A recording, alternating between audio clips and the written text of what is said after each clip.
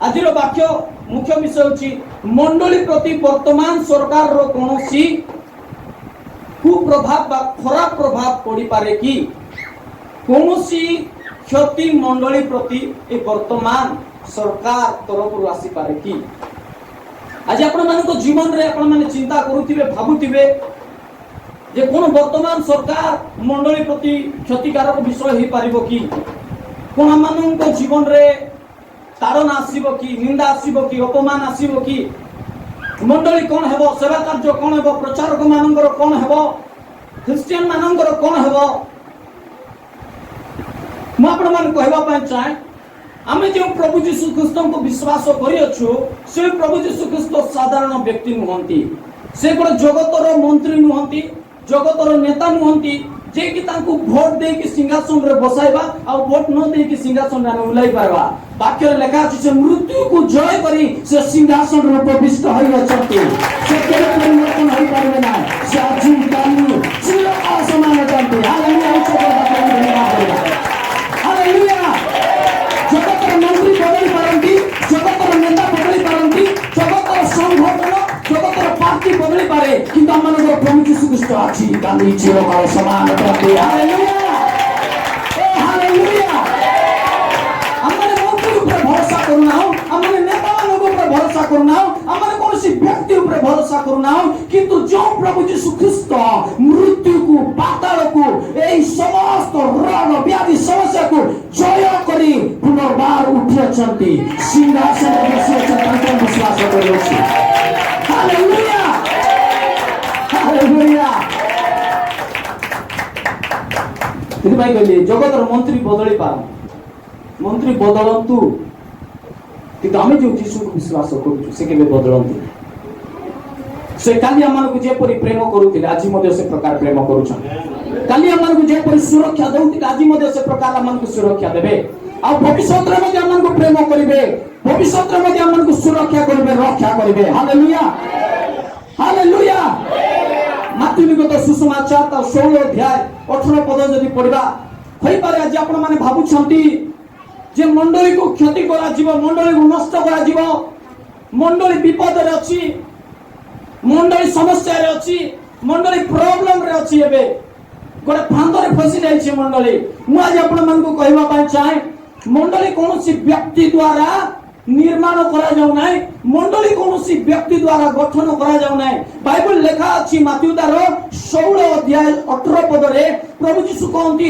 मु आपण मंडली तळिपी आ नरकर बलता को पराजय करबा हालेलुया हालेलुया प्रभु यीशु कहउछथि मु मोर मंडली को बनाइबी मु मोर मंडली को निर्माण करबी मु मोर मंडली को तळिबी आपण माने भाबुती अंक पार्टीरत की बल अछि अंक व्यक्तिरत की बल अछि शक्ति अछि से मंडली को नष्ट करिवो क्रिश्चियन मान को ताड़ित करिवो घृणित करिवो से अपमान करिवो निंदित करिवो बाइबल लेखा सबुठारो बड़ बल होची शैतान रो बल नरक रो बल बाइबल लेखा से नरक रो बल मध्य मंडली को पराजय करि पारिबो नाही हालेलुया हालेलुया आपण माने भाबुती कोन प्रभु को कार्य बंदी जीवो कोन प्रभु को कार्य रही जीवो प्रभु को सेवा कार्य केते दूर जीवो मु आपण माने चैलेंज सहित कहबा पय चाहूची एही वर्ष थारो प्रभु को कार्य आउ प्रचुर मात्रा वृद्धि पाइबा जाउची यीशु के नाम रे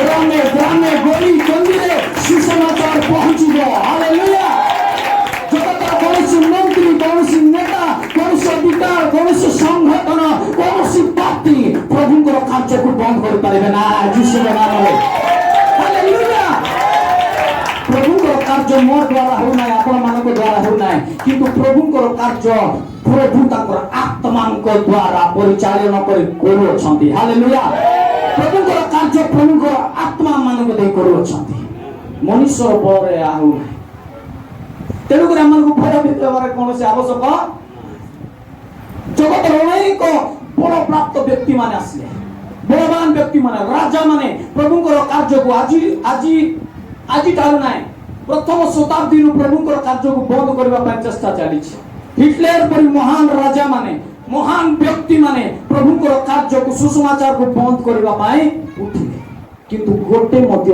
व्यक्ति सफल पाई पारले ना हालेलुया इतिहास ସାକ୍ଷ୍ୟ ଦେଉଛି ଯେ ଗୋଟେ ମଧ୍ୟ ବଳବାନ ବ୍ୟକ୍ତି ପ୍ରଭୁଙ୍କର କାର୍ଯ୍ୟକୁ ବନ୍ଦ କରିପାରିଲେ ନାହିଁ, ଆଜି ମଧ୍ୟ ବନ୍ଦ ହେଇପାରିବ ନାହିଁ ଯୀଶୁଙ୍କ ନାମରେ। ହାଲେଲୁୟା।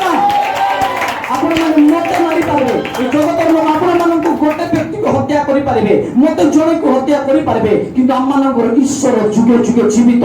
ସେ ମୋର ପରି 100ଟାକୁ ଆରିବର୍ତ୍ତର ବନାଇ ପାରିବେ। ହାଲେଲୁୟା। ମୁଁ ଗୋଟେ ଲୋକ ନଷ୍ଟ ହେଇଗଲେ ପ୍ରଭୁ ଆଜି ମୋର ପରି 100ଟାକୁ ବନାଇ ପାରିବେ, ତାଙ୍କର କାର୍ଯ୍ୟକୁ ବୃଦ୍ଧି କରିବା ପାଇଁ। ପ୍ରଭୁଙ୍କ ଠାରୁ ଅସାଧ୍ୟ ବିଷୟ ବୋଲି କିଛି ନାହିଁ। ହାଲେଲୁୟା।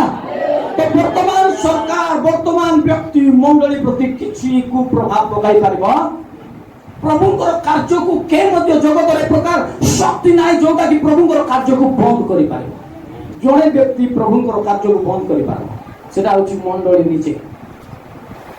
ମଣ୍ଡଳୀ ବାହାରେ କେ ପ୍ରଭୁଙ୍କର କାର୍ଯ୍ୟକୁ ବନ୍ଦ କରିପାରିବେ?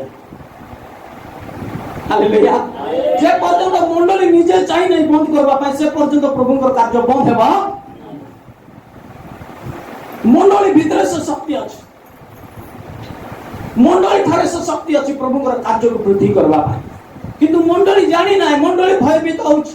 ଜଗତର ବ୍ୟକ୍ତି ମାନଙ୍କୁ, ନେତା ମାନଙ୍କୁ, ଅଧିକାର ପ୍ରାପ୍ତ ଲୋକମାନଙ୍କୁ, ସଂଗଠନ ମାନଙ୍କୁ ଦେଖି ଭୟଭୀତ ହେଇଯାଉଛି। ମୁଁ ଆପଣମାନଙ୍କୁ କହିବା ପାଇଁ ଚାହେଁ, କୌଣସି ସଂଗଠନ ଶକ୍ତି, କୌଣସି ଜଗତର ଏ ପ୍ରକାର ବଳ ନାହିଁ, ଶକ୍ତି ନାହିଁ ଯେ କି ମଣ୍ଡଳୀର କାର୍ଯ୍ୟକୁ, ପ୍ରଭୁଙ୍କର କାର୍ଯ୍ୟକୁ ବନ୍ଦ କରିପାରିବ। ହାଲେଲୁୟା। ଗୋଟେ ମାତ୍ର ଶକ୍ତି, ସେଟା ହଉଛି ମଣ୍ଡଳୀର ଶକ୍ତି ପ୍ରଭୁଙ୍କର କାର୍ଯ୍ୟକୁ ବନ୍ଦ କରିପାରିବ।